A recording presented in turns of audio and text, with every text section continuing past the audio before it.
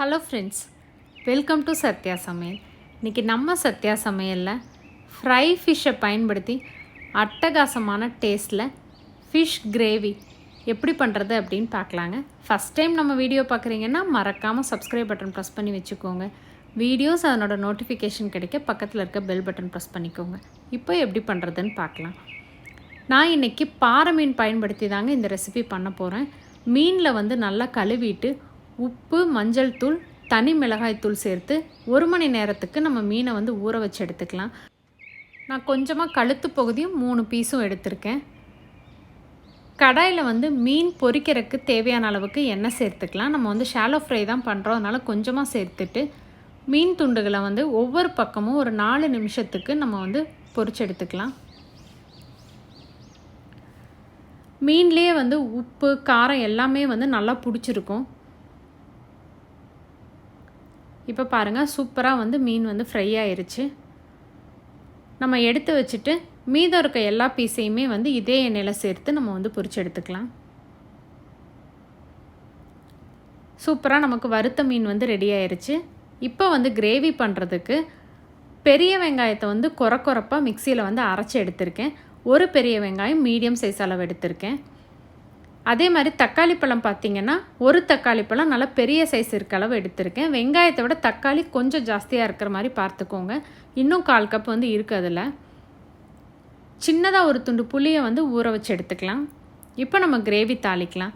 கடாயில் தேங்காய் எண்ணெய் சேர்த்துக்கலாம். எண்ணெய் காஞ்சதுக்கப்புறமா கடுகு, கருவேப்பிலை சேர்த்து பொரிய விட்டுக்கலாம்.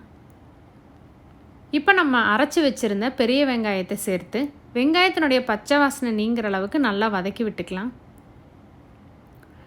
நல்ல நிறம் மாறிடுச்சு பாருங்கள். இதில் 1.5 டேபிள் ஸ்பூன் அளவுக்கு தனி மல்லித்தூள், 1.5 டேபிள் ஸ்பூன் அளவுக்கு காஷ்மீரி மிளகாய்த்தூள், 1/4 ஸ்பூன் அளவுக்கு மஞ்சள் தூள், கொஞ்சமாக தண்ணி சேர்த்து மசாலாவுடைய பச்சை வாசனை நீங்கிற வரைக்கும் நம்ம வதக்கி விட்டுக்கலாம்.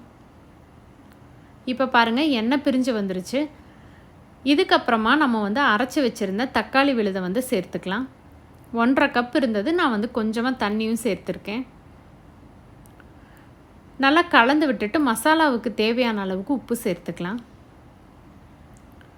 நல்லா பச்சை வாசனை நீங்கி எண்ணெய் தெளிஞ்சு வர்ற வரைக்கும் நம்ம வேக விட்டுக்கலாம். எண்ணெய் தெளிஞ்சு வந்ததுக்கப்புறமா நம்ம ஊற வச்சுருந்த புளியை கரைச்சி சேர்த்துக்கலாம். உங்களுடைய கார தேவையும் புளி தேவைக்கும் தகுந்த மாதிரி நீங்கள் அட்ஜஸ்ட் பண்ணிக்கோங்க. புளியும் பச்சை வாசனை நீங்கி நல்லா எண்ணெய் தெளிஞ்சு வந்துருச்சு. இப்போ நம்ம வறுத்து வச்சுருந்த மீன் துண்டுகளை சேர்த்துக்கலாம். ஒவ்வொரு பக்கமும் ஒரு 3-4 நிமிஷத்துக்கு நம்ம இந்த கிரேவிலே கொதிக்க விட்டுக்கலாம். 3 நிமிஷத்துக்கு அப்புறமா அடுத்த சைடு நம்ம மாற்றி விட்டுக்கலாம். இந்த கிரேவி சப்பாத்தி, பரோட்டா, ஆப்பம், இடியாப்பம் எல்லாத்துக்கும் ரொம்ப ரொம்ப டேஸ்டியாக இருக்கும். புளிப்பு குறைவாக வேணும்னு நினைக்கிறவங்களும் தக்காளி அதிகம் பண்ணிவிட்டு நீங்கள் புளியை குறைச்சிக்கோங்க. கொஞ்சமாக கொத்தமல்லி, கருவேப்பிலை தூவி நம்ம இறக்கிடலாம். ரொம்ப டேஸ்டான இந்த கிரேவியை நீங்களும் உங்கள் வீட்டில் ட்ரை பண்ணி பாருங்கள். ரெசிபி உங்களுக்கு பிடிச்சிருந்தா மறக்காமல் உங்கள் ஃப்ரெண்ட்ஸ் எல்லாத்துக்கும் ஷேர் பண்ணுங்கள், லைக் பண்ணுங்கள், கமெண்ட் பண்ணுங்கள். சுவையாக இருந்துடா, சுவைத்து பாருங்கள். தேங்க்யூ.